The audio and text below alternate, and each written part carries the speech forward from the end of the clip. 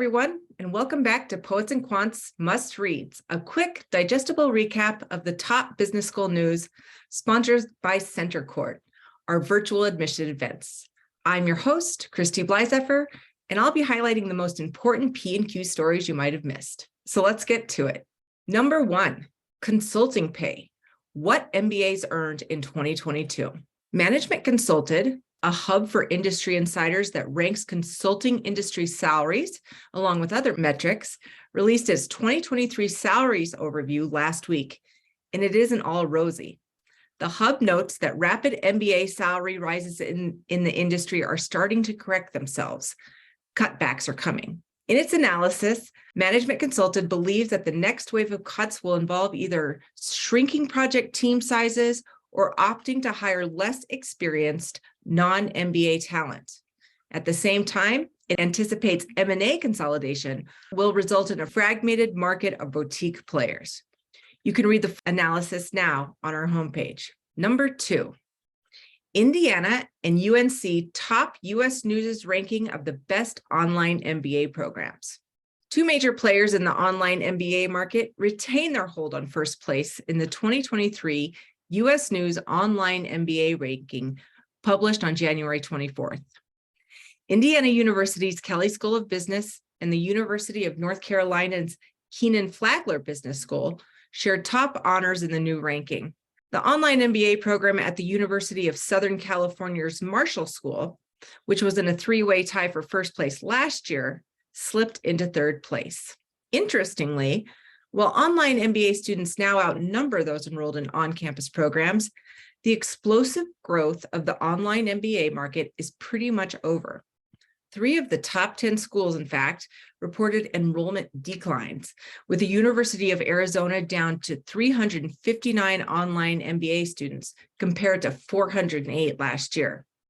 You can see the full ranking and more insights about what it all means in our online MBA hub. Number 3. The Sloan Fellows, an elite mid-career degree at 3 world-class business schools. What do Nobel Peace Prize winner Kofi Annan, former BPCO and chairman Lord John Brown of Battingley, and Boeing chairman Frank Schranz have in common? They're all Sloan Fellows, a unique graduate business program for mid-career professionals. It is counted as among the most prestigious business degrees in the world. Poets and Quants dove deep into each of the 3 Sloan programs, talking to students and faculty to try to get a taste of the secret sauce. You can find the story now in our news tab. Number 4, our weekly roundup of news you can use. No matter where you are in your MBA journey, we bring several helpful stories to you this week. First up, more schools are making overtures to laid-off tech workers and other workers in an increasingly shaky economy.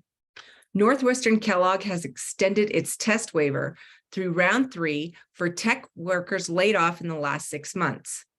Dartmouth Tuck, meanwhile, is offering test waivers for any laid-off worker, not just those in tech. And for all those finance guys out there contending with layoffs, Fortuna Admission tells you how to turn that layoff into an MBA admission. You can find all these stories on our homepage. Next, for MBA hopefuls preparing for upcoming interviews, here's an article you can't afford to miss. 2023 MBA interview questions, a school-by-school list. You'll find it in our news tab.